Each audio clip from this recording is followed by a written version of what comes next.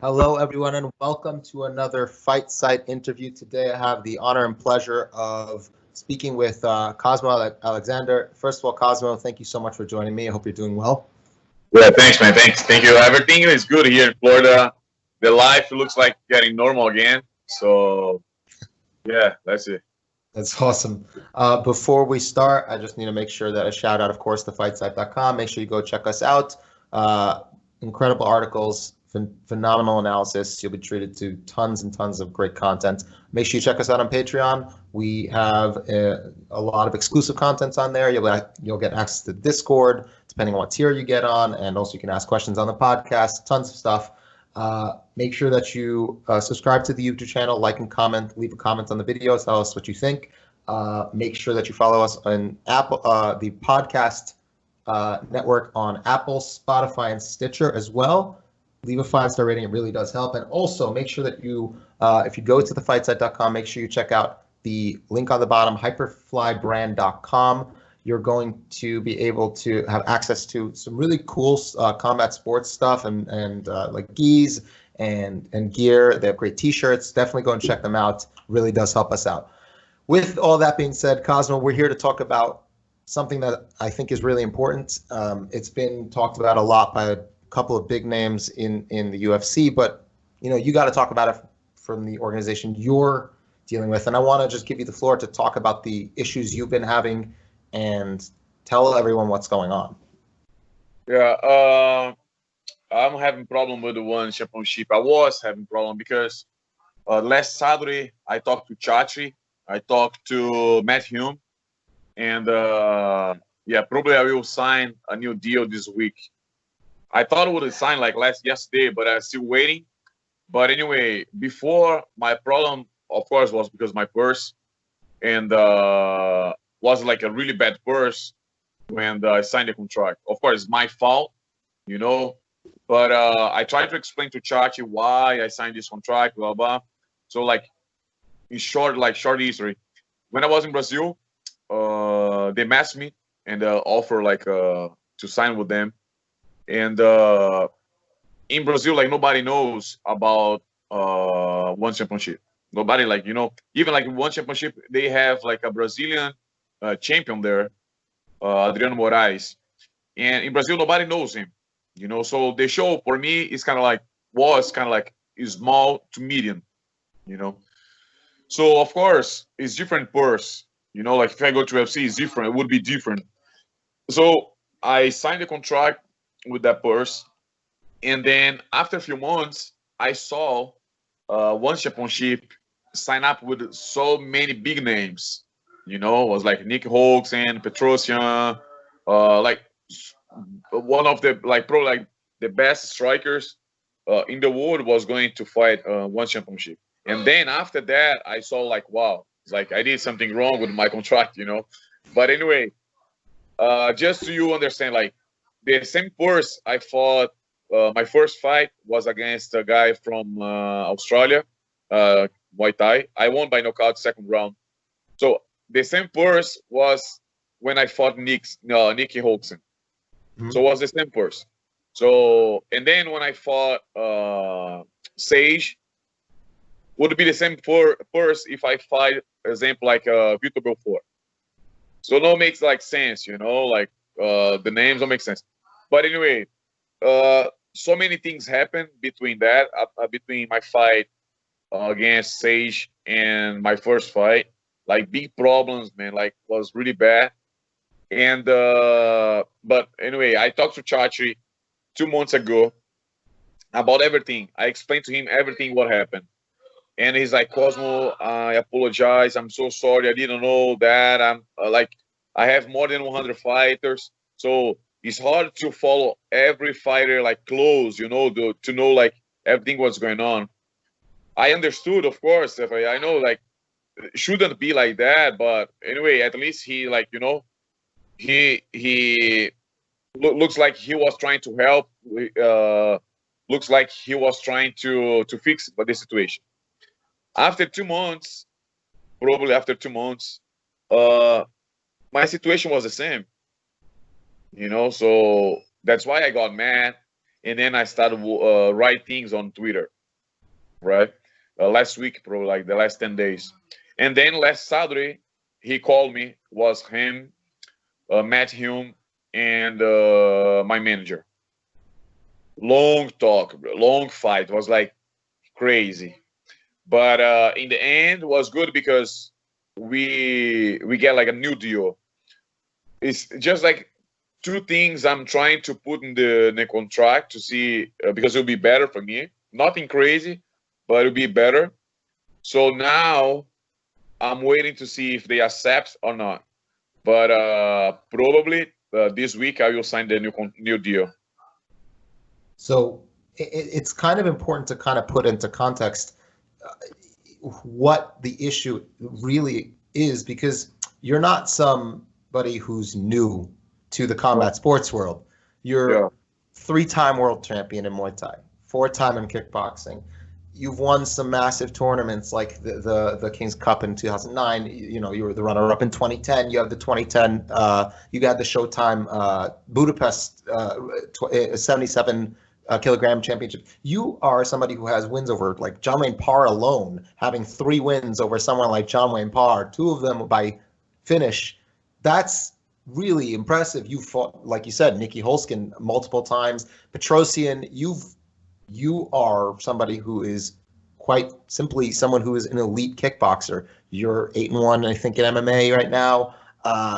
Or you've had over 100 fights. So for someone like you to have to go on Twitter and say this is ridiculous, you know, what is the best way to go about it for fighters? When, in your opinion, like, do you think that this is something that fighters can do more often and should do more often when they're having issues with their contract? Man, I never had like a manager. Never. Right. Like after I got my manager, like I signed with my manager after Sage's fight, you know. Okay. Yeah. So because I explained to him, listen, man, I don't know what to do. You know, I never had a manager, and probably, and I really hope you help me to make more money because I'm 38. I don't want to fight until 45. You know, I want to fight a few more years and retire.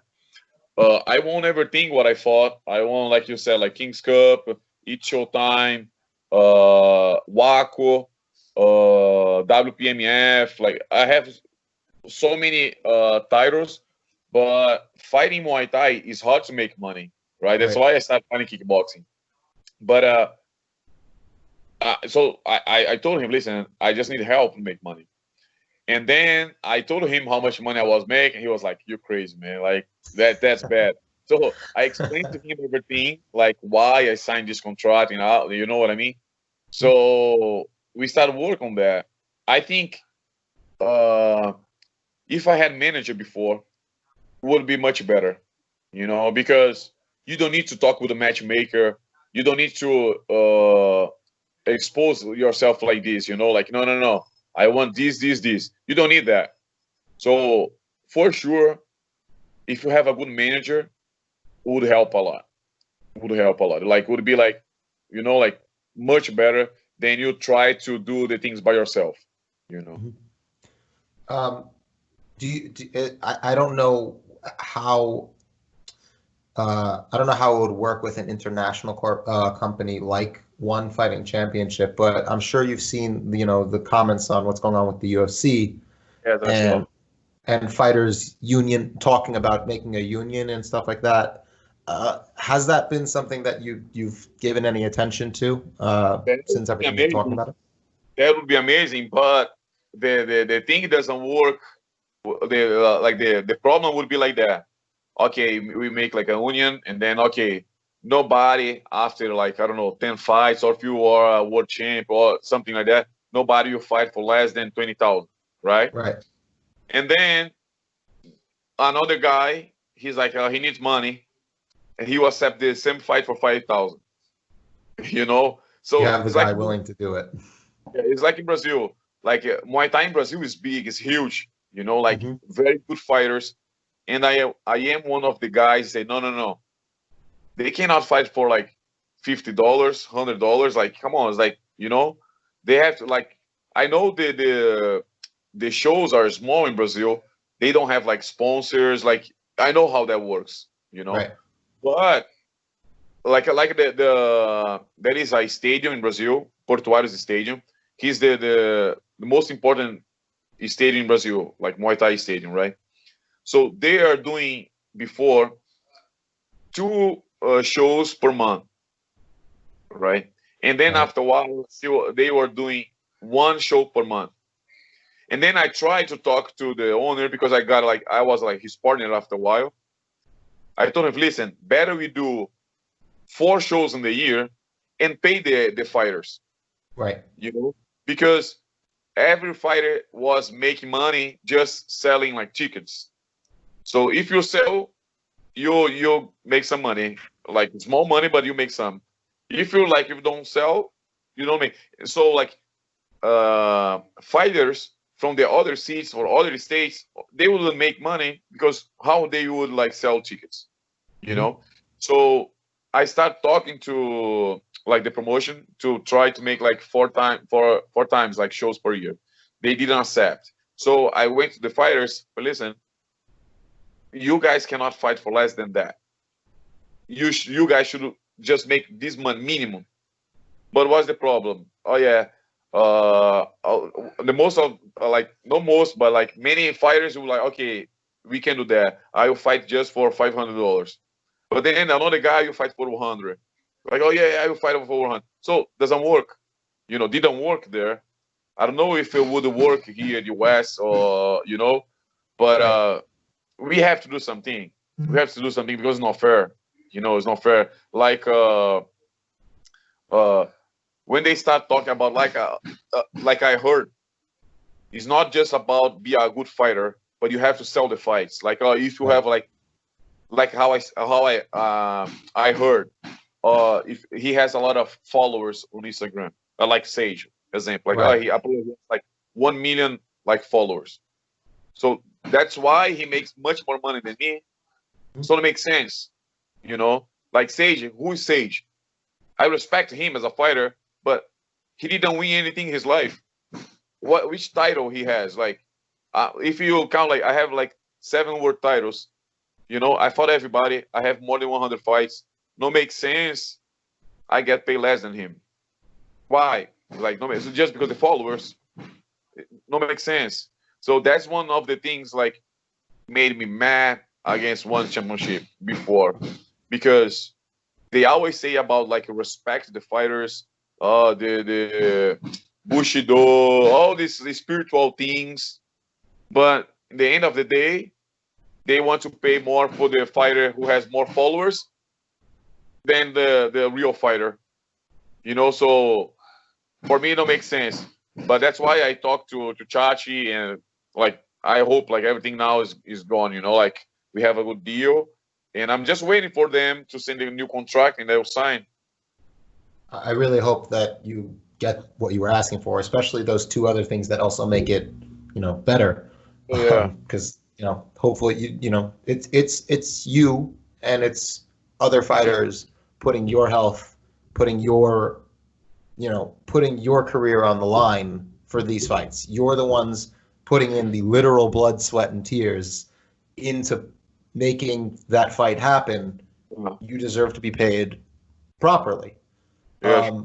So, when you hear about the funding that one championship talks about that they have, I can imagine it's like you said, it made you angry to see it, that it's, where's your portion of that, and you're the one fighting.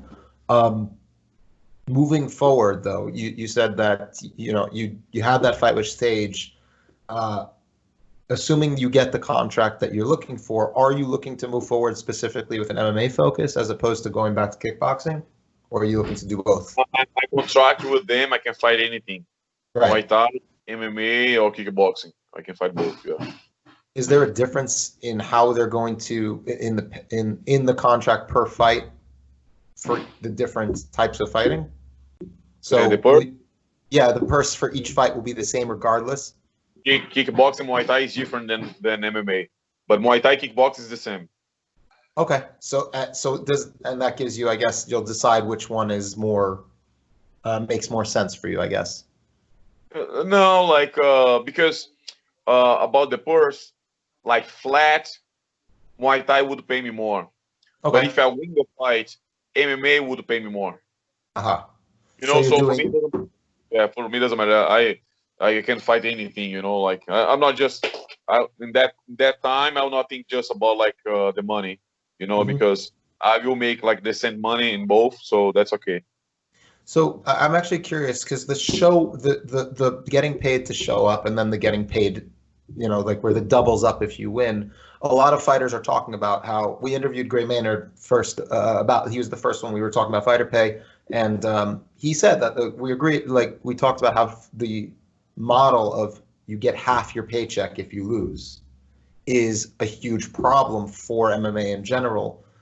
Is it you? Do you agree with something like that? And do you think it should be more like you get paid to fight whether you win or lose, as opposed to you Yeah, lose like half your paycheck?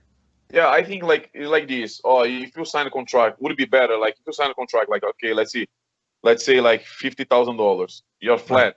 You know already how much money you make. But if you win, maybe I can give you like 25 or $30,000 more.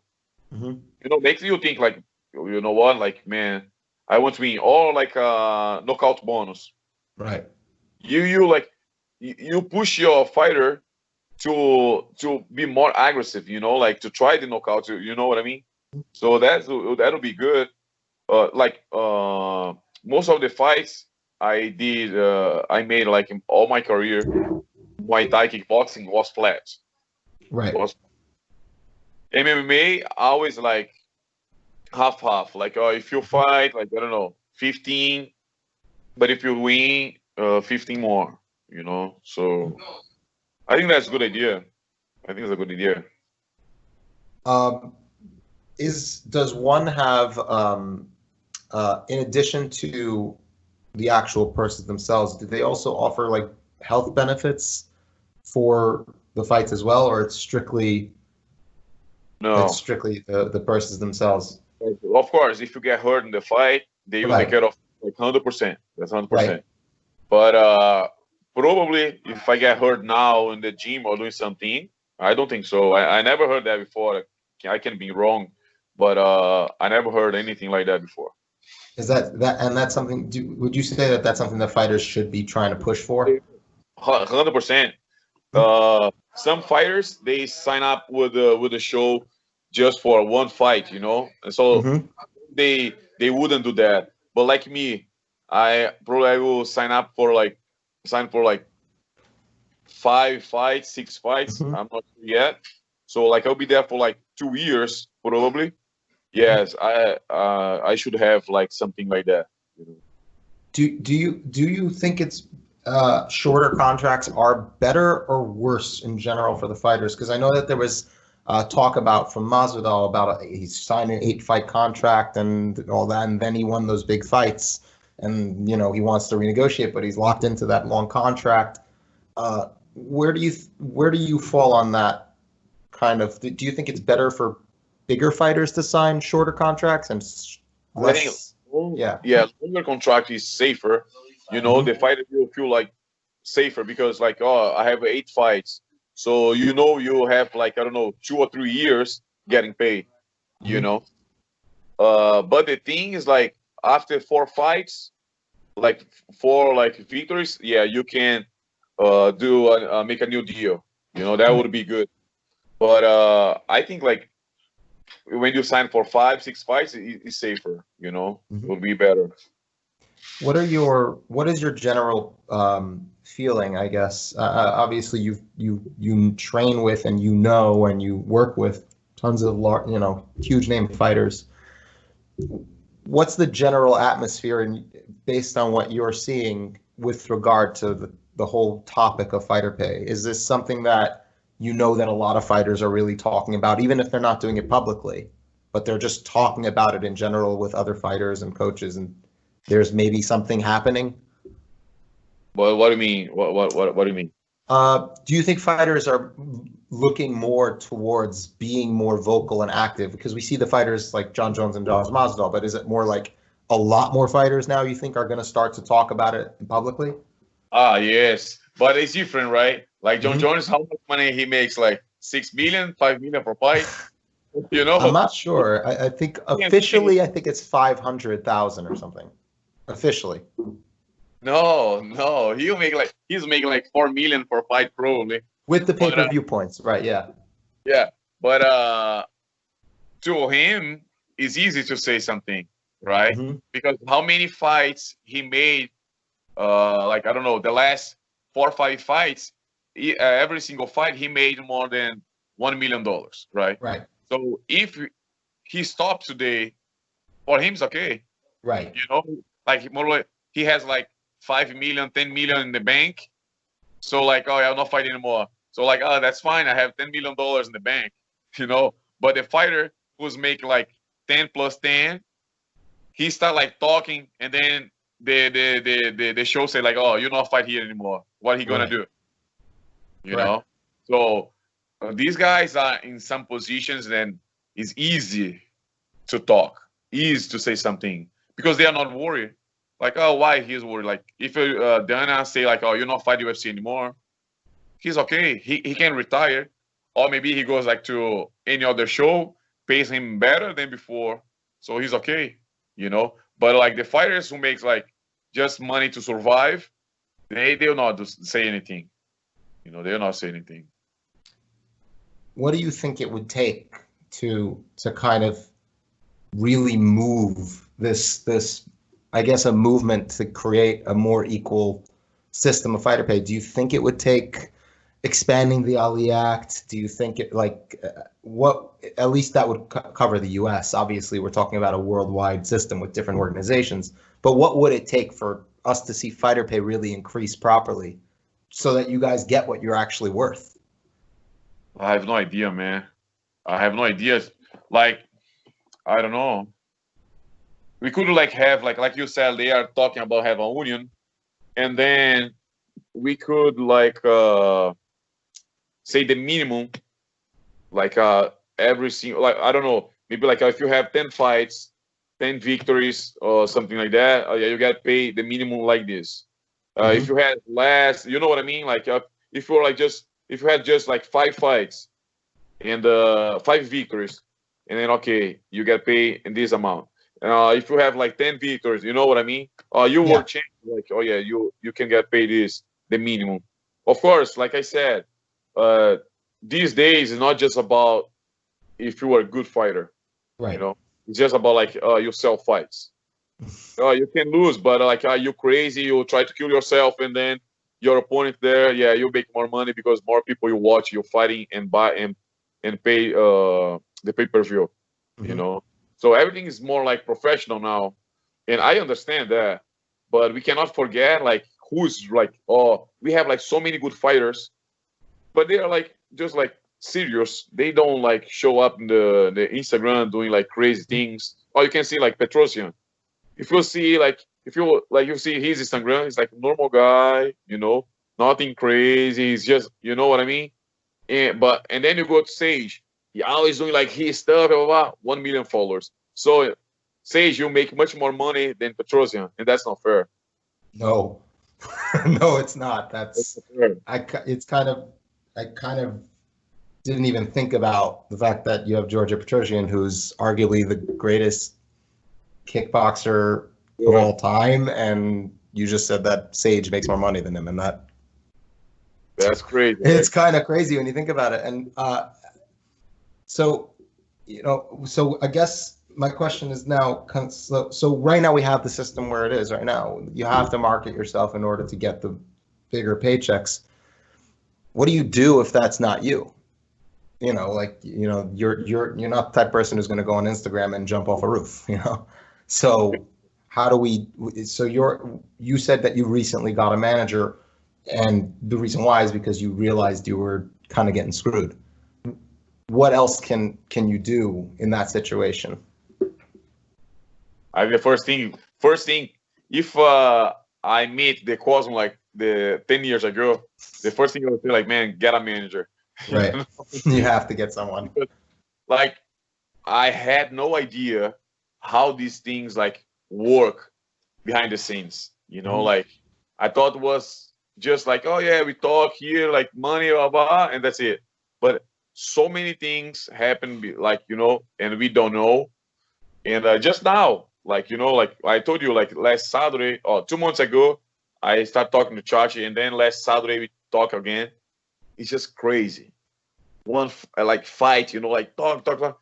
It was just like, wow, I didn't know it was like that. Should be easier. Like, Cosmo, uh, you're a very good fighter. You were champion in Muay Thai kickboxing, and you can fight MMA.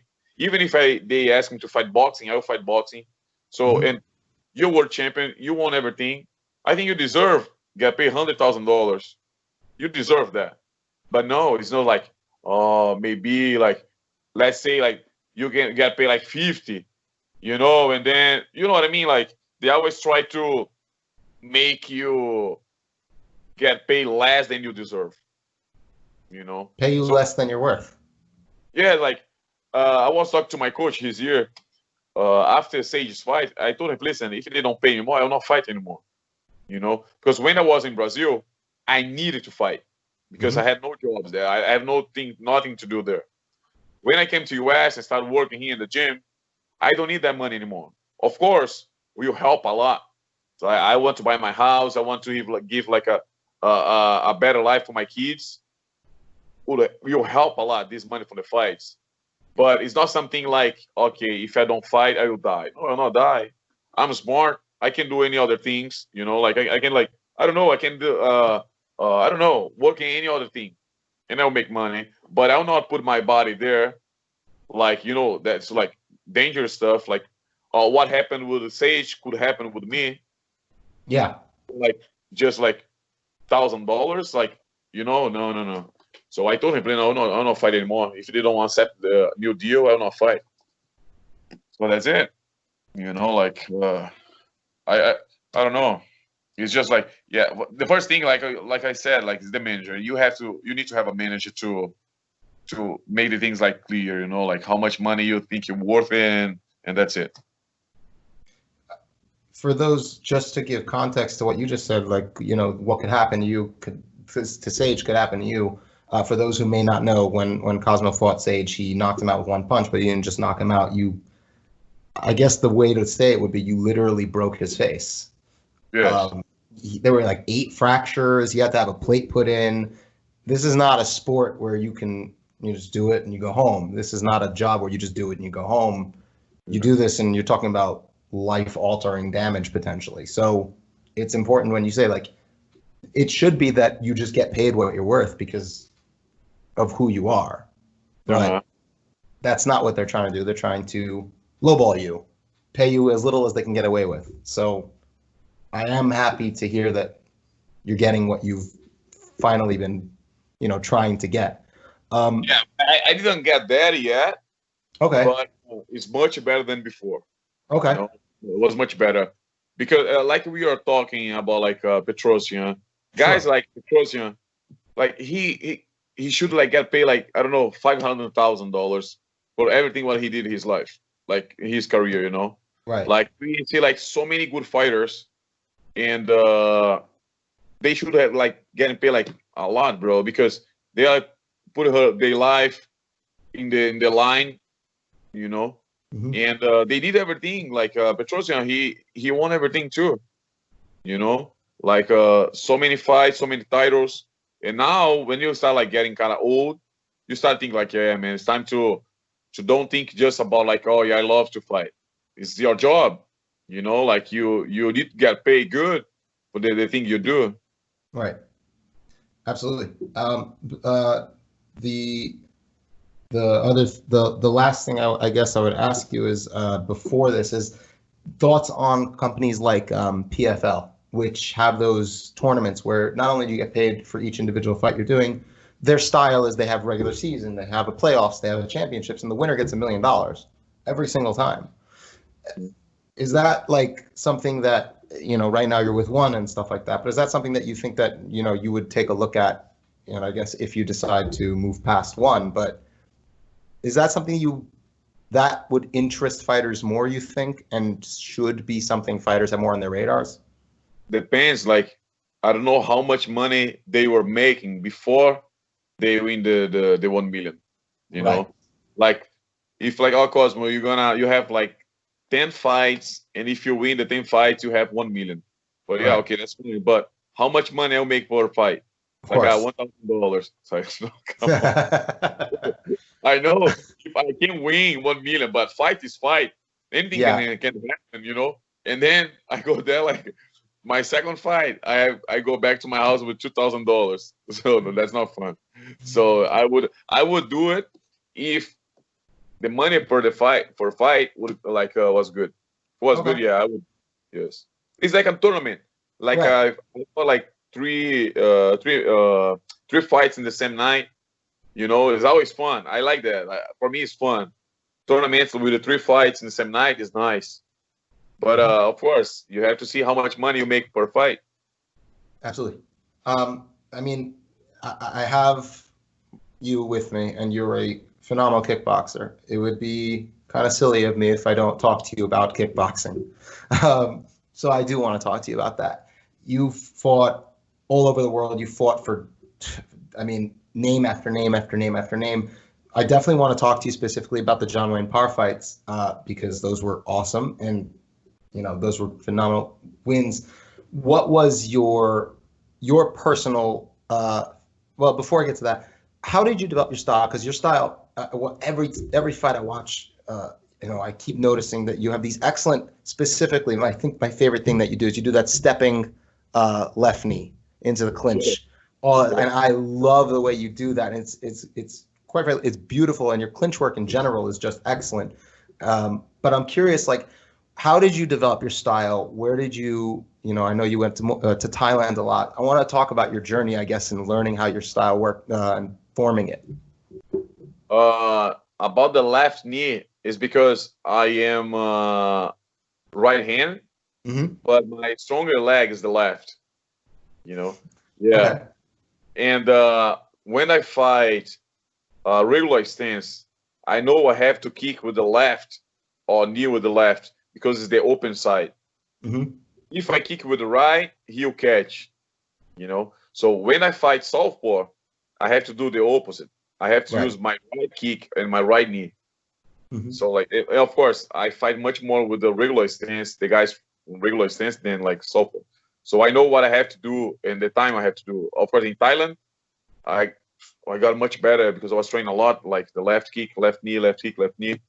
And now it's for me, it's kind of like a jab. It's easy. I just throw. And but I train everything. I Right. like to train a lot of boxing. Of course, I train Muay Thai. Some fights I like to step back and fight. Some fights I know I have to step in, step forward, and be more aggressive.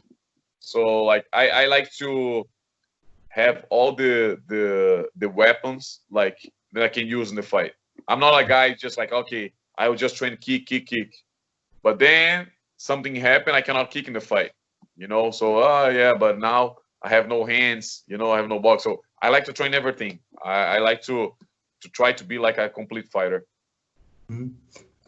Well, how did you even get into kickboxing in the first place? And like, because it's you're from Brazil. Everyone, I mean, I'm a jiu-jitsu guy, so I got to rep jiu-jitsu.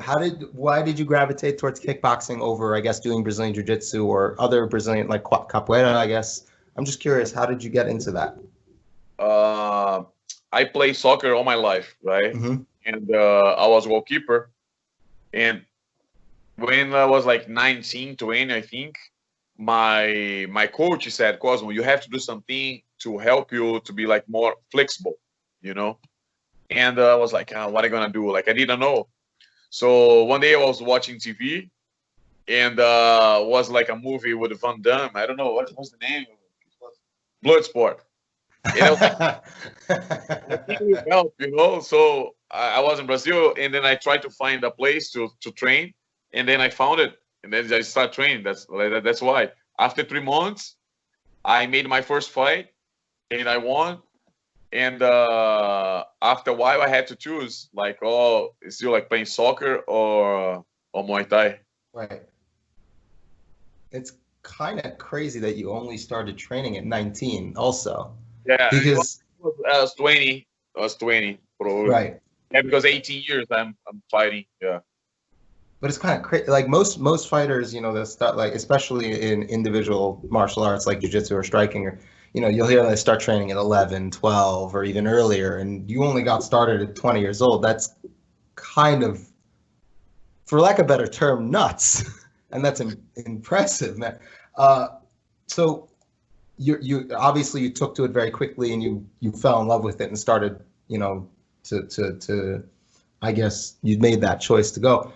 And from the get-go, you knew this was it. This is what you're doing now, or was it kind of like you were still figuring it out, and there was a moment you decided? No, well, because like my body was kind of like not ready, but I was Right. like training all my life like as a goalkeeper. So I had a good cardio, you know, like I wasn't like just like doing anything in my life. I was like practicing some sports, you know. So when I started fighting, when I won my first fight, and I was trying to keep playing soccer, I was like, you know what, I have to choose. But when I said like, oh, I will fight, I was like, yeah, that will be my job. You know, will be my like, I'll be a fighter, a professional fighter, and that's it. So yeah, I was like 100% sure. You have fought, like I said, we already know you fought some really big names. What was your personal favorite fight in your career that you had? Both, I guess, if you want to go like most impressive performance, but also just the most enjoyable fight you had, or fights, since you fought people more than once.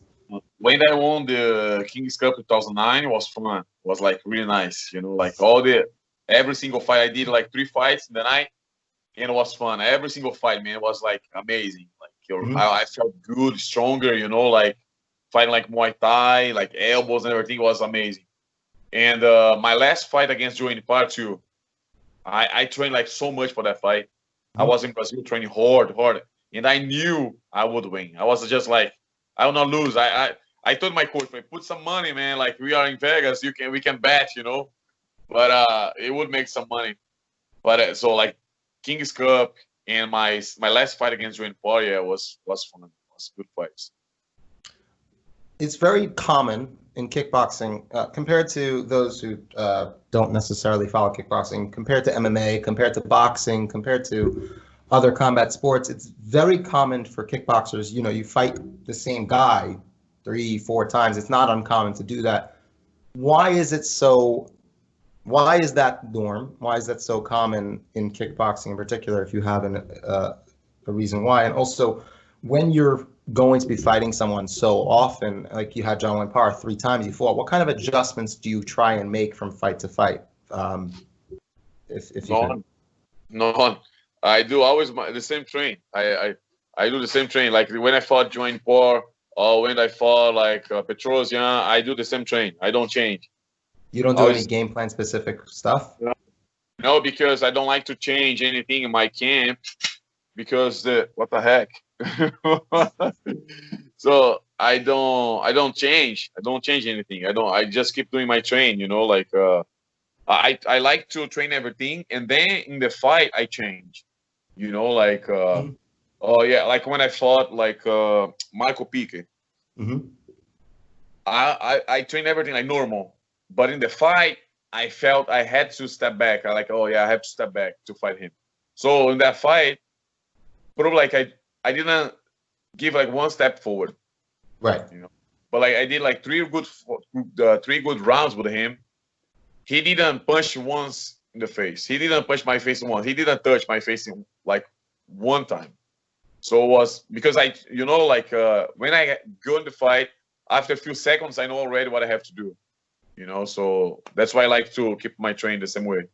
So you feel that it's better to, at least for you, the way it works is you're more of an adjuster in fight, as opposed to someone who comes in with a specific game plan for the fighter that you're working towards. Yes.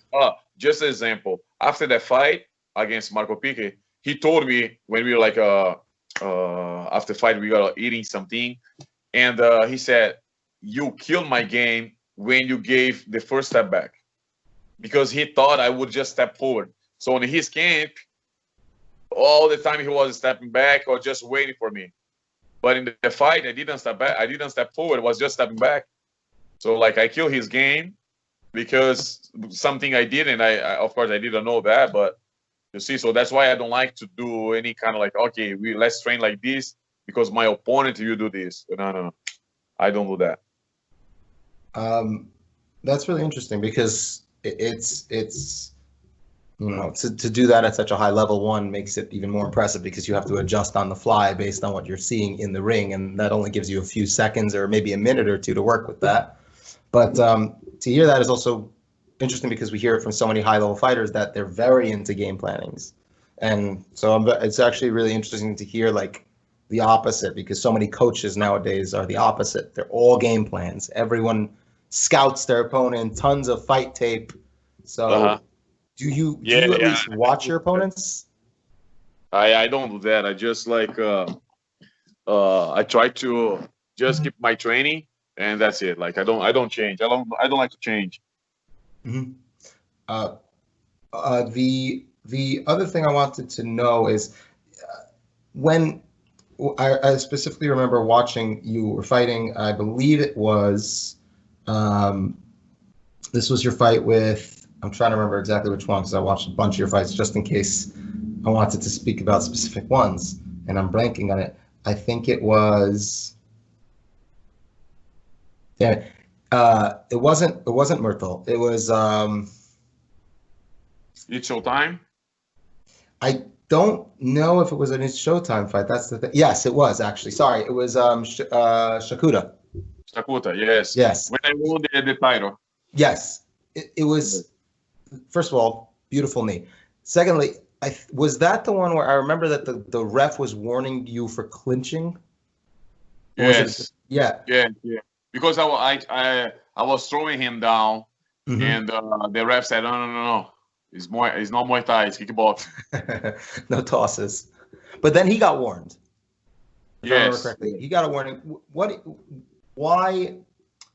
Is that something that frustrates you because you fight in multiple disciplines? Is that something that can get a little bit, I guess, maybe confusing or frustrating in those different fights when you're fighting in the different rule sets and going kind of back and forth? Yeah, but like even kickbox, sometimes I throw just like it was kind of natural. But when the ref says like you cannot do it, I stop. Sometimes I just do it the first time to see if the ref says something. I did some kickboxing fights. And when I was throwing the guys down, the ref is just like, just let's do it, like, no problem. So depends the ref. But if the referee he says something like, oh, you cannot do that anymore, I stop. Like I don't do that. Yeah, you were actually putting your arms out and to show that you're not doing anything, but it was kind of at that moment that I remember he was trying to hit you during those moments because he knew you weren't going to risk anything. So I was like, okay, so he's taking advantage of the moment, knowing you're not going to, I guess, fight back for that moment. When it comes to someone like, I'm curious about your fight with Giorgio because, I mean, like you said, we know how good Giorgio is. When in the fight, what kind of adjustments, I guess, were you trying to make in the fight? How was it fighting? What was it like fighting him? I'm genuinely curious because you're talking about someone that impressive, obviously. Was a kind of normal fight. Wasn't that normal because I lost a lot of weight to fight him, and against Petrosian was my last fight without doing IV to recover doing IV. Was my last fight, so I should be fighting like 155, and my weight was 152, no 151. And I didn't recover the way I should, just like drinking and eat. I couldn't recover like 100%. So in the fight, I felt that. But it was a good fight. Southpaw, for me, it's like weird to fight Southpaw. But yeah, I think that was a good fight. It was a close fight. Not like, I wish I could fight him Muay Thai, but that will not happen probably. I don't. Has he ever done Muay Thai at that level? I don't know if he ever has. So just kickboxing. if there is somebody aside from Giorgio, what fight would you like to go back and kind of like? Is there a fight that you would like to go back or do again? Run it back, I guess. Try another time with that particular fighter. Whether someone you already beat, someone you didn't yet. Nobody. But I wish I could have fight Boacal. I think it would be that would be insane. Yeah, I asked for that fight. I asked because when I fought Mirto in Itzo time, when we were going to hotel, I was sit by the side from Pramuk, Mr. Pramuk. And then I asked him, listen, would be nice to fight Boacal in Thailand or here. And he looked at me like up and down. It's like, no, you're too big. For yeah, I know, but I can make the weight, 70 kilos I can make. He's like, no, you're too big. And then he got mad and he went to another seat. He's just like, it's like these guys crazy. So like the fight, I wish I could have like, would be a nice fight. That would be incredible to see.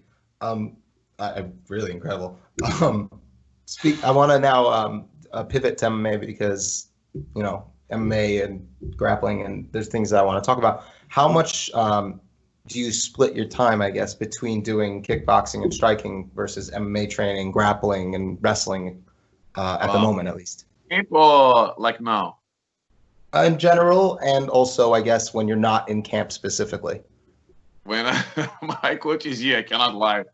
So, like, if I'm not in camp, I don't do nothing, man. I just, I go to the beach, I surf, like, of course, here in Naples, there is no waves, but sometimes I go to another coast to surf. But I just, try to keep in shape doing other things outside from the gym. Because I know when I have fight, I have to spend a lot of time here in the gym. So I don't like that anymore. I don't like to train anymore. Spend I don't know, 4 hours, 5 hours in the gym. I don't like that anymore. So I try to keep keep it in shape, doing other stuff, like doing CrossFit, surfing, going to the beach, running, doing something like that. And then when I have fight, yes, I spend I don't know, 2-3 weeks in the gym hitting pads. If it's an MMA fight, yes, I have to throw 5 weeks to the fight because I have to start training jiu-jitsu again, wrestling, blah, blah, blah, blah, blah. So I have to spend more time. But if I fight Muay Thai, I spend, I don't know, 10 days, Keith. 10 days we trained last time. For the Sage fight? No, from the Elliot, the guy did. Oh, not a lot.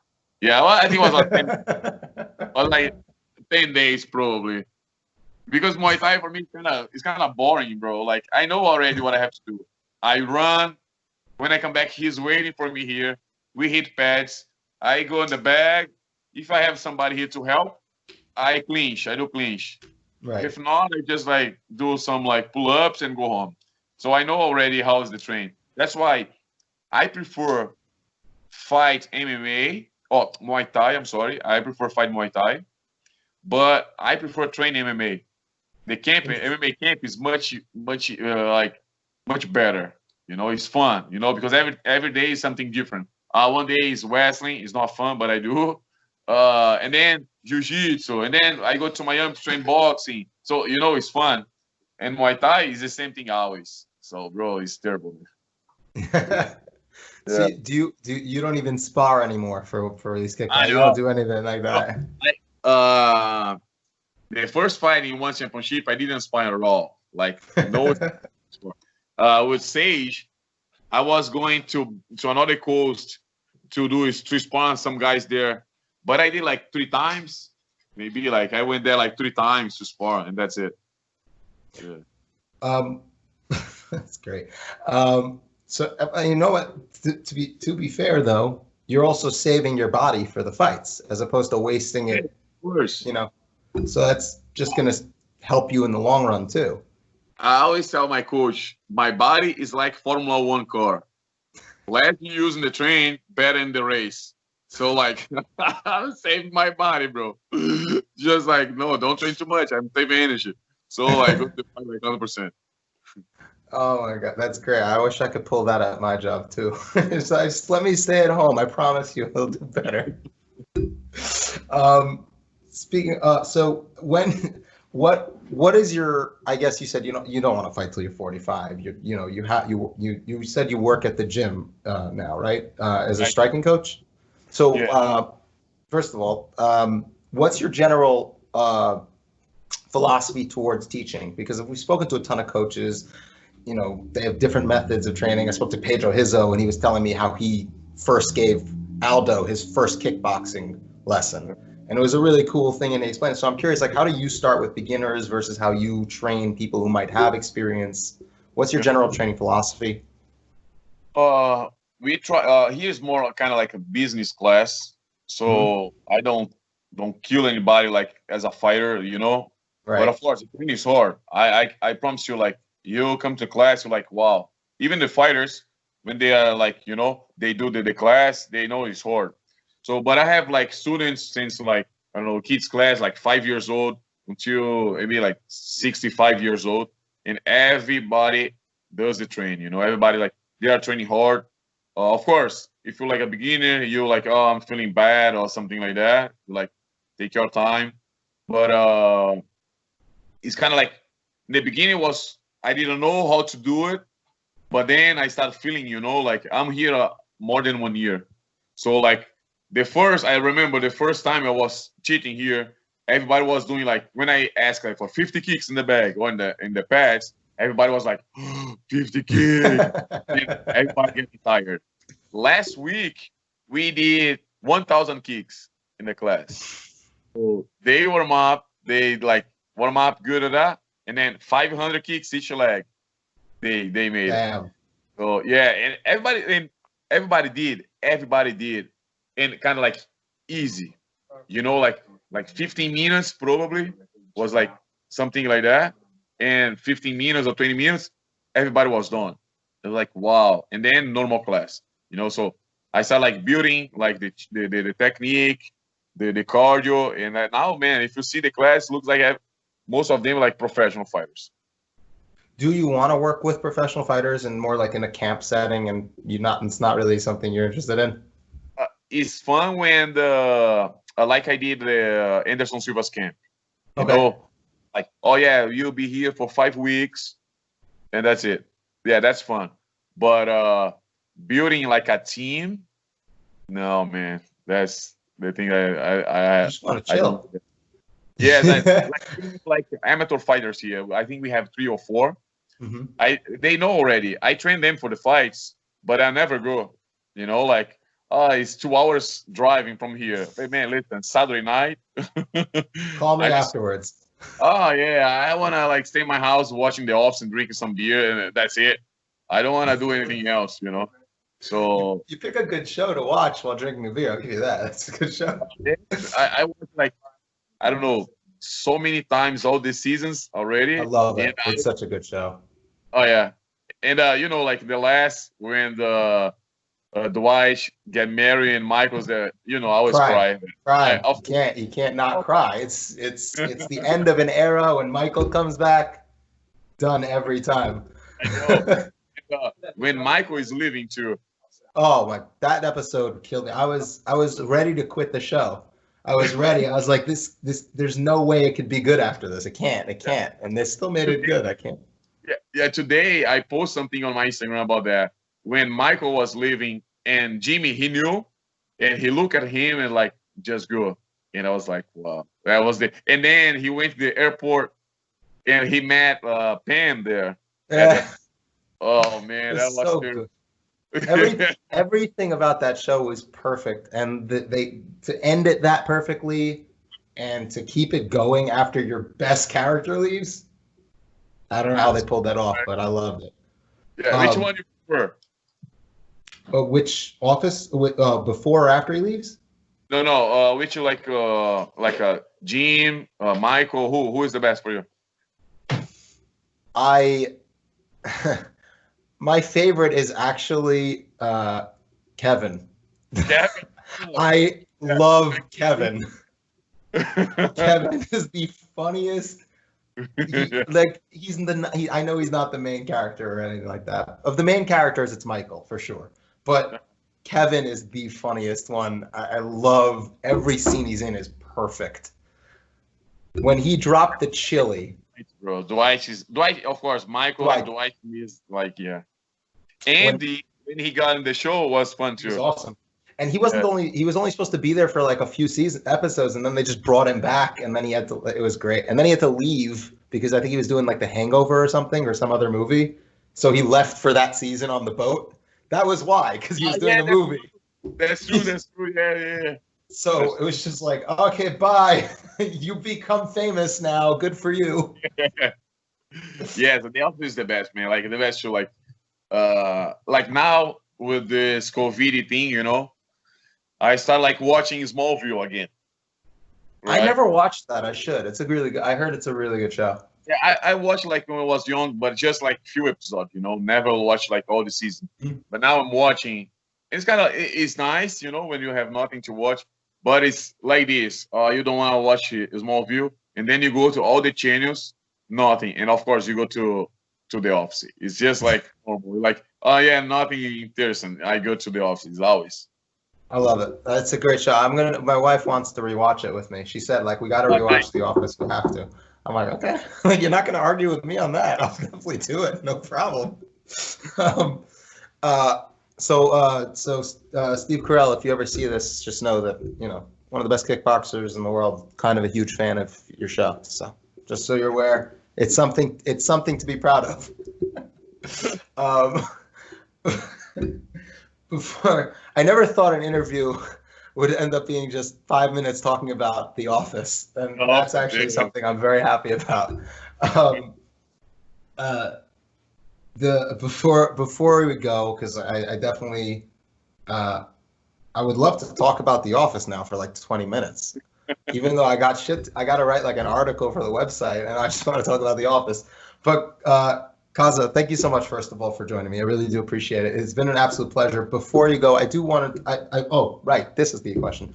Where do you do your training for MMA camps? You do it with the Black Zillion still with Henry? No, Black it's over, man. Like Black Zillions, I think I know they disbanded, but Hard Knocks 365. That's what it's called.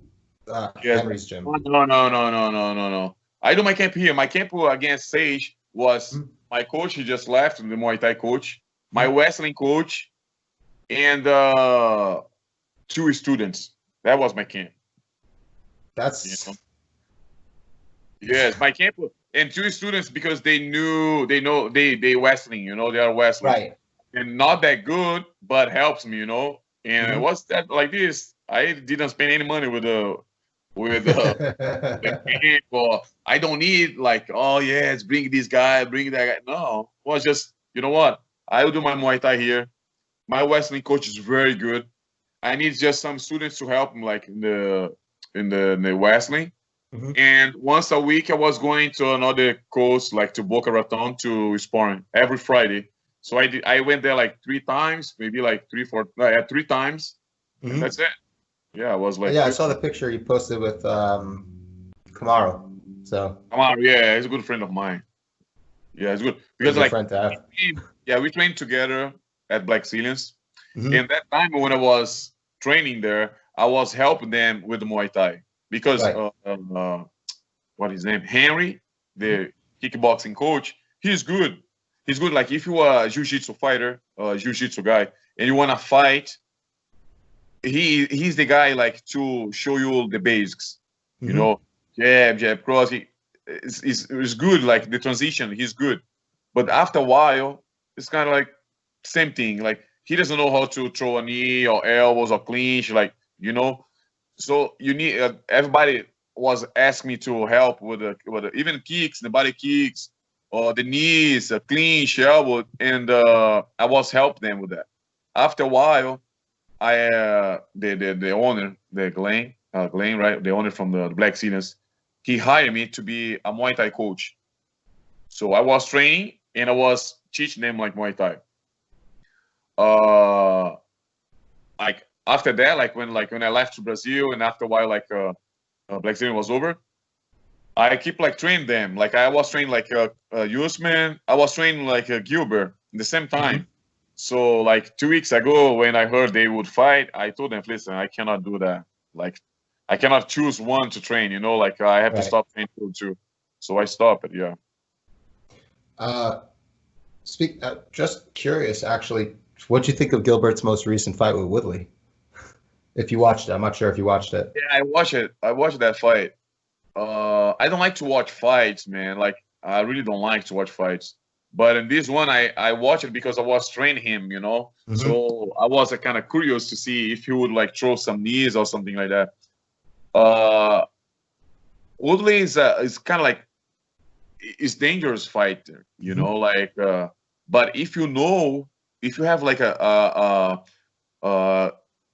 like if you're smart and you know how to move and you know he'll always throw the right hand, it's kind of like, yes, you know already what he's gonna do, you know. So like can be like a really bad fight for you or can be like a really easy fight if you know how to keep the distance. Like Gilbert, he wasn't worried about like if will like take him down, you know, because he's really good black belt, really good black belt. So he's like he was, you see in the fight he was kind of like loose, you know, like he was like free, like I will do my thing. If he take me down, I'll do my stuff there too. So I think it was a kind of easy fight for him, you know. It was a easy fight. Yeah, it was. Yeah, he absolutely dominated him. So I guess with that, Cosmo, I really appreciate you coming on with me.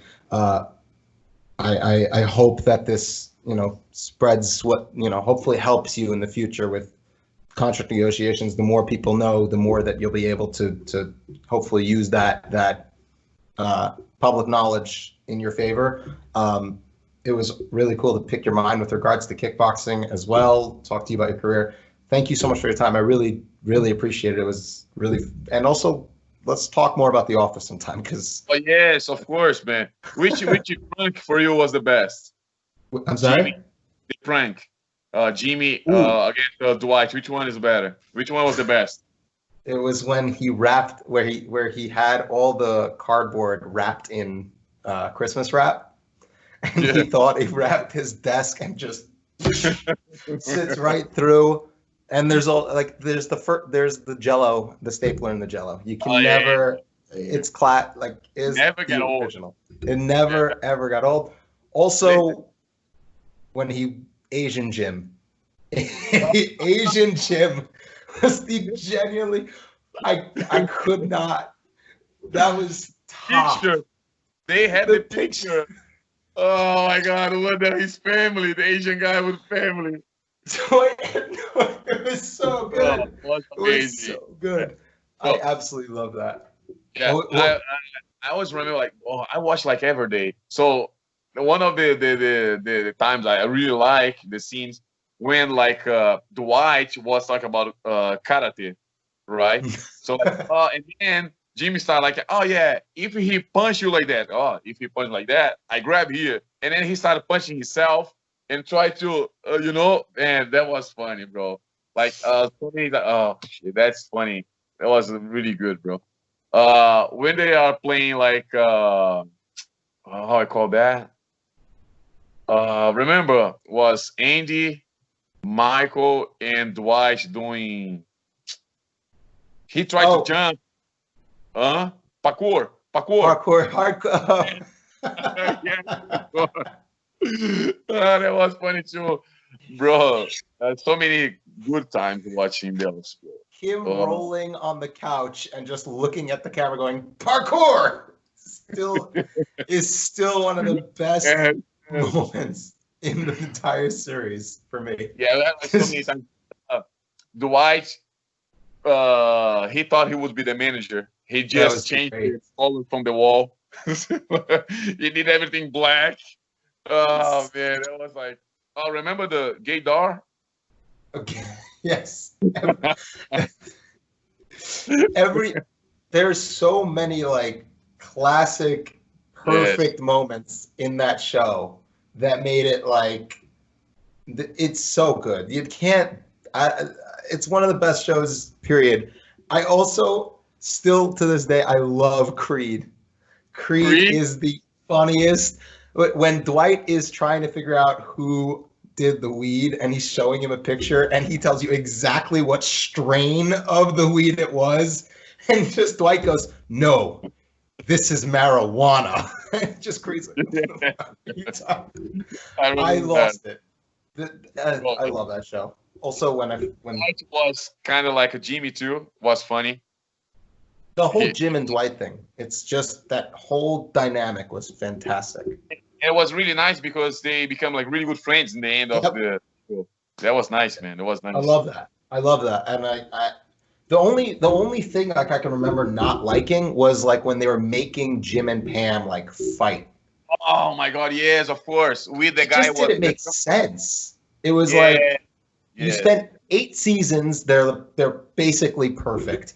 Then the 9th season, you're just like, we're just gonna have Jim move to Philly and like take a job. Like he would never have done this. It doesn't make any sense, but it worked out. So yes.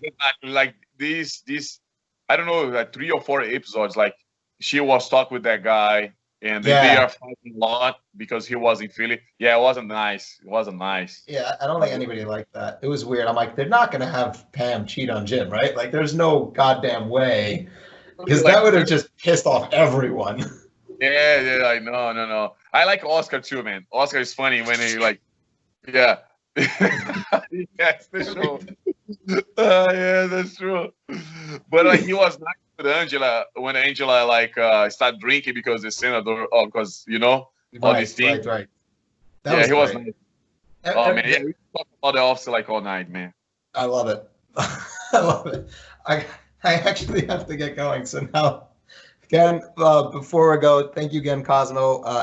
Make sure you guys go follow Cosmo on Twitter, Instagram. Say hello. Tell him that you watched the podcast. You listened to him. Send him some love, support. Hopefully, we get to see you fighting again soon. With 10 days of training, which I still find crazy and awesome. Make sure you check out the fight site, both at the website, read the articles, fight site on Patreon. Make sure you also subscribe on YouTube, like the video, comment, all that good stuff. Make sure that you check out the sponsor, hyperbrandfly.com, at the bottom of the fight site. Definitely helps us out a lot. Cosmo, thank you again for joining me. I really appreciate it, man. Thank you. I appreciate it. It was fun. The time was like just flew. And yeah, man, probably everything will be good. I'm just waiting for one championships and the new deal. I will sign and probably will fight soon. Thank you very much. I appreciate that. Of course. Thank you so much again for joining. It really was a pleasure. Hopefully we'll get to do it again sometime. I'm sure we have some kickboxing aficionados, like guys who are way more knowledgeable about it than I am. I'm sure they would love to talk to you sometime. So hopefully you have time for them for sure. Yeah, for sure. Just give me a call and that's it. Absolutely. Thank you again.